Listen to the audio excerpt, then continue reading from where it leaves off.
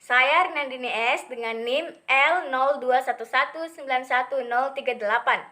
Nah, kali ini saya akan menjelaskan tentang ekosistem terumbu karang. Terumbu karang adalah ekosistem yang khas yang terdapat di laut tropis. Nah, terumbu karang ini mempunyai peran yang signifikan yang secara ekologis menjadi tempat organisme mencari makan dan berlindung. Dan secara fisik, terumbu karang mempunyai peran untuk melindungi pantai dari abrasi laut.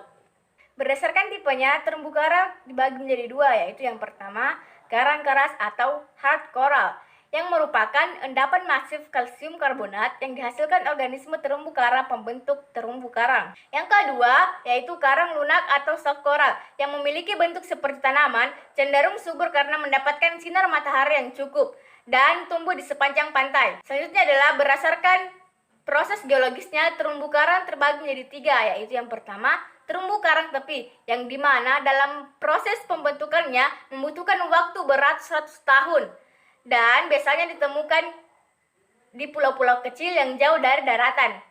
Yang kedua adalah terumbu karang penghalang, yang dimana terumbu karang ini membentuk memanjang, melindungi pulau atau benua dari laut atau samudra, dan memiliki goba di antara terumbu dan pulau. Yang ketiga adalah terumbu karang tepi, yang dimana terumbu karang ini paling banyak ditemukan. Terumbu karang ini banyak terdapat di tepi pantai yang jaraknya 100 meter ke arah laut. Berikutnya adalah faktor pembatas penyebaran terumbu karang. Yang pertama, cahaya matahari, yang dimana cahaya matahari berperan dalam proses fotosintesis.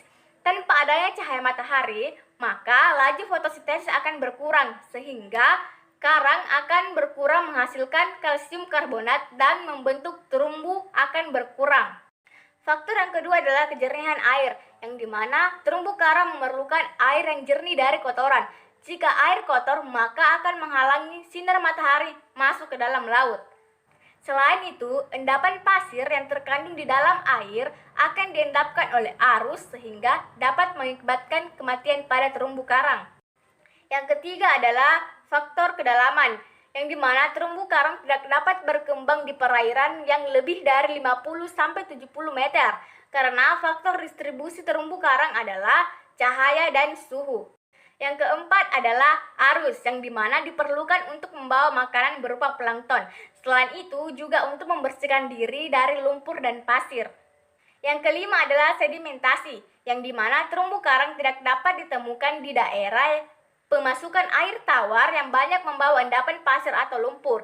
Karena hewan karang tidak dapat bertahan hidup karena endapan tersebut menutupi atau menyumbat struktur pemberian makan. Selain itu, endapan tersebut juga dapat menghalangi proses fotosintesis.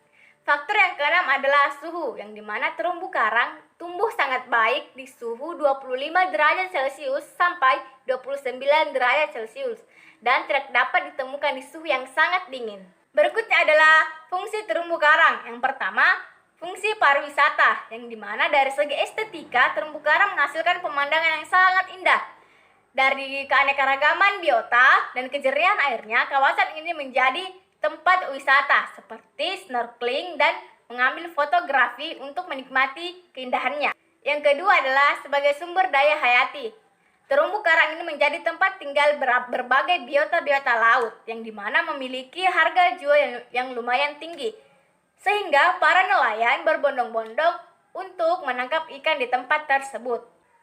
Yang ketiga adalah terumbu karang mampu melindungi pantai seperti terumbu karang tepi dan terumbu karang penghalang yang berfungsi untuk memecah gelombang alami.